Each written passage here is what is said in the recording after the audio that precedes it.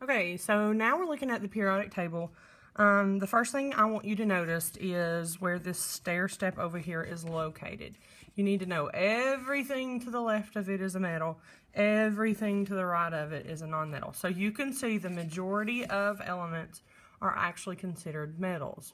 Okay, now this group or family, the first column is alkali metals. The second one is alkali earth metals.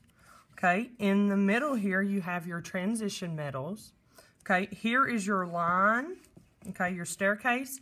Things that border this line are called metalloids, and then you have halogens, and then you have noble gases. Now, they're based upon their characteristics, okay? So, even though lithium and beryllium are right beside each other, lithium and sodium are closer in relation or characteristics, okay? And it all has to do with their number of outside valence electrons, okay? So even if I gave you lithium and I gave you rubidium and I asked you which one was most similar, would it be lithium and beryllium or lithium and rubidium? The correct answer would be lithium and rubidium because they're in the same what? Family or group. Okay, you need to know these names: alkali metals, alkaline earth, transition, metalloids, halogens, and noble gases. Now, something noteworthy, we'll go ahead and say, and I'll say again later, but your noble gases have a valence electron of 8, so therefore they are full. They're happy. They do not want to bond with anybody, okay?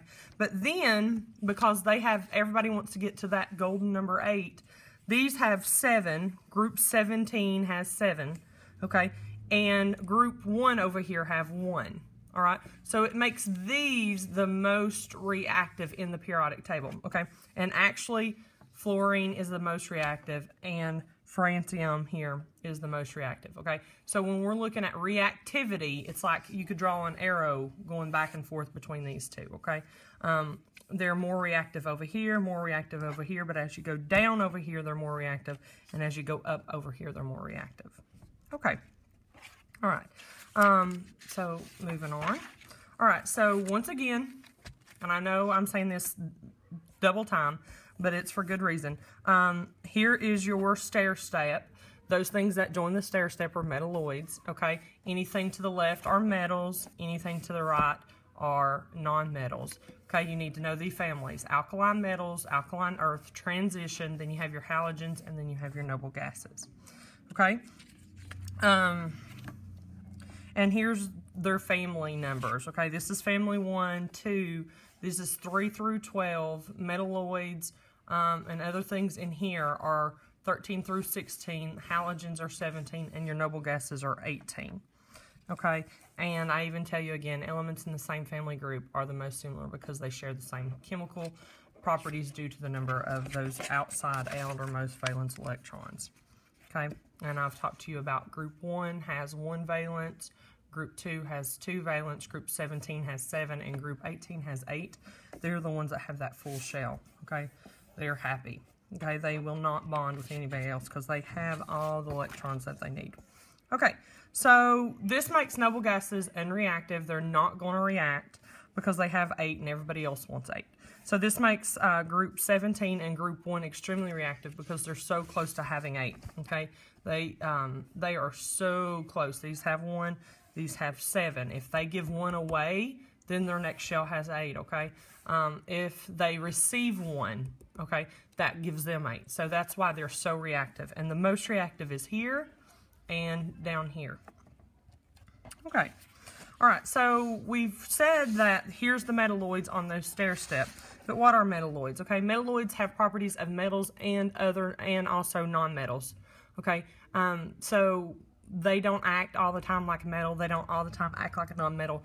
Sometimes they have characteristics of one characteristic of a metal and another characteristic of a non-metal. Okay, everything to the left is a metal. Everything to the right is a non-metal, okay? Now, the transition metals, we've identified what those are, but their valence electrons number vary, and so we just hadn't talked much about these except for classifying the family that they are in. Okay. All right, so this you need to know. Your atomic number is the number of protons. And remember, the number of protons is that positive, positive particle into the atom. Then you have the chemical symbol here, which in this case is a capital letter. Okay, and then down here at the bottom you have the atomic mass, which is also the number of protons plus the number of neutrons.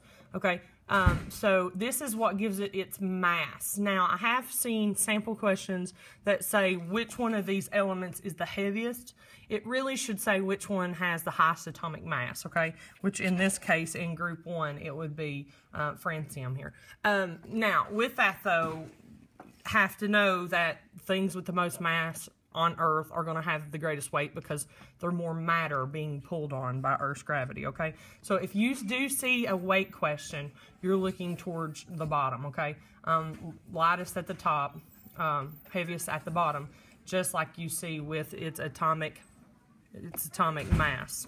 Okay, now, so I want you to note that the periodic table is arranged by increasing atomic number from left to right.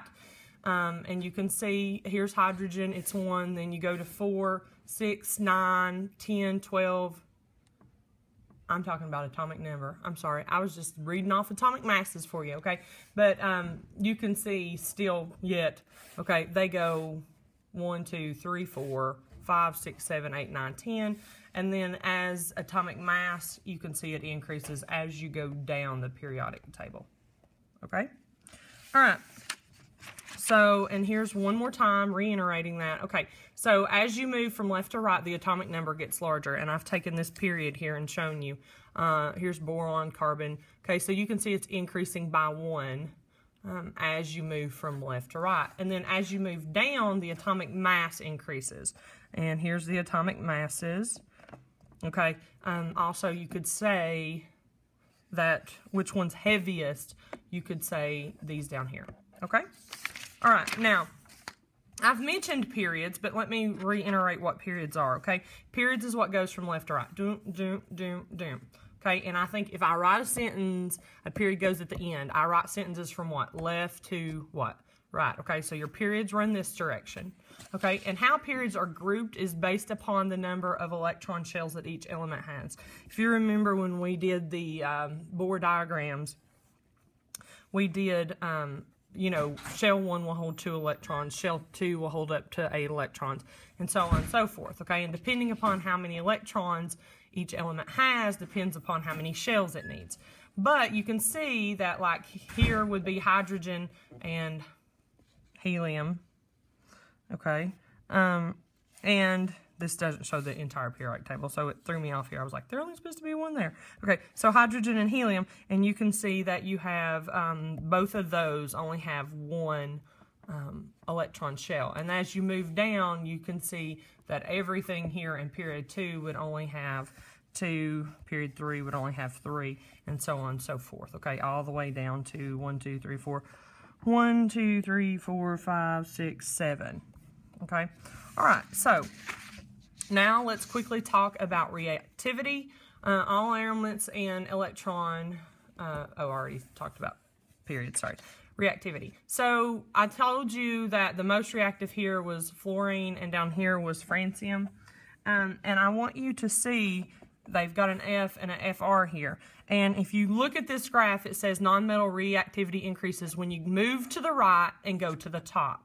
Okay, and then metal reactivity is the opposite, when you move all the way far left and go far down, okay? So your most reactive elements are here and here, okay? So that is hopefully the purpose that you can see with this picture right here.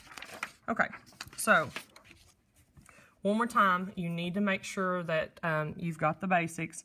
Alkali metals, alkaline earth, transition, metalloids, halogens, noble gases.